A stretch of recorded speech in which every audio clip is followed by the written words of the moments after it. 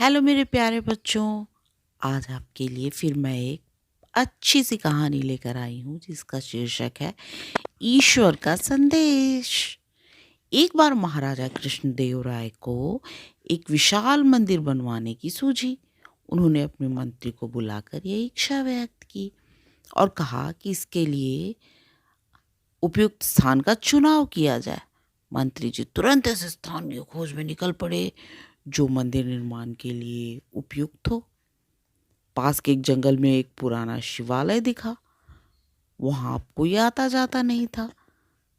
मंत्री जी को वो जगह मंदिर के लिए अच्छी लगी। मंत्री जी ने सोचा क्यों ना यहीं पर मंदिर का निर्माण कराया जाए। उसके बाद उन्होंने ये बात महाराज को बताई। महाराज ने उन्हें उस स्थान को साफ कराने और वहां मंदिर निर्माण की इजाजत दे दी। वहां पास में ही एक खंडहर था। खंडहर की खुदाई के समय वहां भगवान शिव की एक आदमकद मूर्ति मिली। ये मूर्ति सोने की बनी थी। इसे देखकर मंत्री जी के मन में लालच आ गया। उन्होंने मूर्ति को चुपचाप उठवाकर अपने घर पहुंचवा दिया। उस स्थान पर खुदाई करने वालों में तेनालीराम के भी आदमी थे। अतः उन आदमियों ने तेनालीराम को जाकर ये खबर दे दी। सुनकर तेनालीराम सोच में पड़ गए, परंतु उन्होंने किसी से कुछ भी नहीं कहा। उन्होंने सोचा कि अवसर मिलने पर इस बात की चर्चा राजा से की जाएगी। जब मंदिर निर्माण के बाद उस स्थान का पूजन होने लगा और वहां पर भगवान की मूर्ति प्रतिस्थापित करने की बात हुई, तो राजा ने अपने दरबारियों से पूछा कि यहाँ पे कैसी मूर्ति स्थापित करवाई जाए।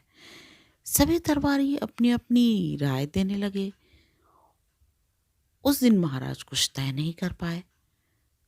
फिर उन्होंने मामला दूसरे दिन पर टाल दिया। अगले दिन फिर दरबार लगा। तभी एक सेवक ने आकर बताया कि एक जटाजूटधारी सन्यासी महाराज से मिलना चाहते हैं। सन्यासी के आगमन पर महाराज ने सिंहासन से उठकर उनका स्वागत किया और आसन बिठाकर उन्हें आसन ग्रहण करने को कहा। सन्यासी बोले कि राजन, मैं तो सिर्फ आपके लिए एक संदेश लेकर आया हूँ जो भगवान से उन्हें मुझे सपने में दर्शन दिए और मैं उन्हीं का संदेश लेकर आपके पास आया हूँ।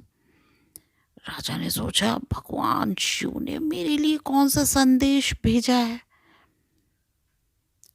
तब सन्यासी ने राजा को बताया कि भगवान शिव ने उन्हें स्वप्न में बताया कि उन्होंने अपनी आदम कद प्रतिमा मंत्री जी के घर पे भिजवा दी है और राजा उसे मंगवाकर मंदिर में प्रतिस्थापित करवा दें।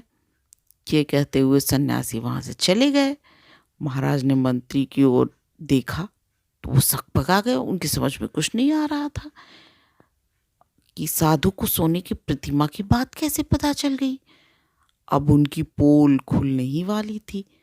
अतः जल्दी से उन्होंने स्वीकार कर लिया कि हाँ, मूर्ति उन्हीं के घर में है। तभी महाराज ने दरबारियों की तरफ देखा तो पाया कि तेनालीराम अपने आसन पर नहीं है। लेकिन जल्दी ही तेनालीराम दरबार में आ गए। उन्हें देखते ही सभी हंस पड़े। दरबारियों में से एक ने कहा, अच्छा तो यही वे सन्यासी हैं।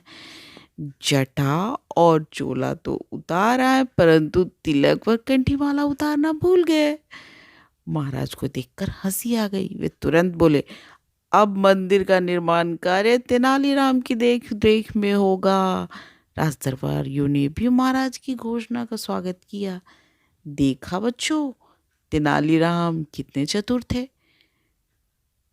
कैसे उन्होंने महाराज तक अपनी बात पहुंचा दी। अब आप आराम से सो जाएं। गुड नाइट मेरे प्यारे नन्हे दोस्त। Good night.